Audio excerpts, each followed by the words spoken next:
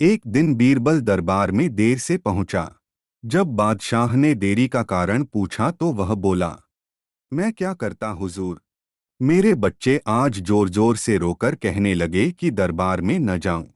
किसी तरह उन्हें बहुत मुश्किल से समझा पाया कि मेरा दरबार में हाजिर होना कितना जरूरी। इसी में मुझे काफी समय लग गया और इसलिए मुझे आने में देर हो गई। बादशाह को लगा कि बीरबल बहानेबाजी कर रहा है। बीरबल के इस उत्तर से बादशाह को तसल्ली नहीं हुई। वे बोले, मैं तुमसे सहमत नहीं हूँ। किसी भी बच्चे को समझाना इतना मुश्किल नहीं जितना तुम निपटाया। इसमें इतनी देर तो लग ही नहीं सकती। बीरबल हंसता हुआ बोला, हुजूर, बच्चे को गुस्सा करना या डपटना तो बहुत सरल है, लेकिन किसी बात को विस्तार से समझा पाना बेहद कठिन। अकबर बोले, मूर्खों जैसी बात मत करो। मेरे पास कोई भी बच्चा लेकर आओ, मैं तुम्हें दिखाता हूं कि कितना आसान है यह काम। ठीक है जहांपना, बीरबल बोला, मैं खुद ही बच्चा बन जाता हूं और वैसा ही व्यवहार करता हूं। तब आप एक पिता की भांति मुझे संतुष्ट करके दिखाएं। फिर बीरबल ने छोटे बच्चे की तरह बर्ताव करना शुरू कर दिया। उसने तरह तरह के मुंह बनाकर अकबर को चिढ़ाया और किसी छोटे बच्चे की तरह दरबार में यहाँ वहाँ उछलने कूदने लगा। उसने अपनी पगड़ी जमीन पर फेंक दी।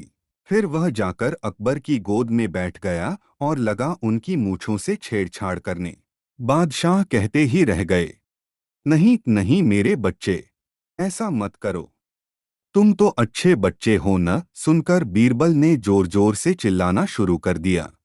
तब अकबर ने कुछ मिठाइयाँ लाने का आदेश दिया, लेकिन बीरबल जोर जोर से चिल्लाता ही रहा।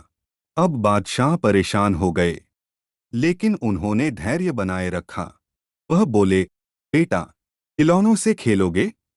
देखो कितने सुंदर खिलौने हैं। बीरबल रोता हुआ बोला, नहीं, मैं तो गन्ना खाऊंगा। अकबर मुस्कराए और गन्ना लाने का आदेश दिया। थोड़ी ही देर में एक सैनिक कुछ गन्ने लेकर आ गया, लेकिन बीरबल का रोना नहीं थमा। वह बोला, मुझे बड़ा गन्ना नहीं चाहिए, छोटे छोटे टुकड़े में कटा गन्ना दो। अकबर ने एक सैनिक को बुलाकर कहा कि वह एक गन्ने के छोटे छोटे टुकड़े कर दे। यह देखकर बीरबल और जोर से रोता हुआ बोला, नहीं, सैनिक गन्ना नहीं काटेगा, आप खुद काटें इसे। अब बादशाह का मिजाज बिगड़ गया, लेकिन उनके पास गन्ना काटने के अलावा और कोई चारा न था।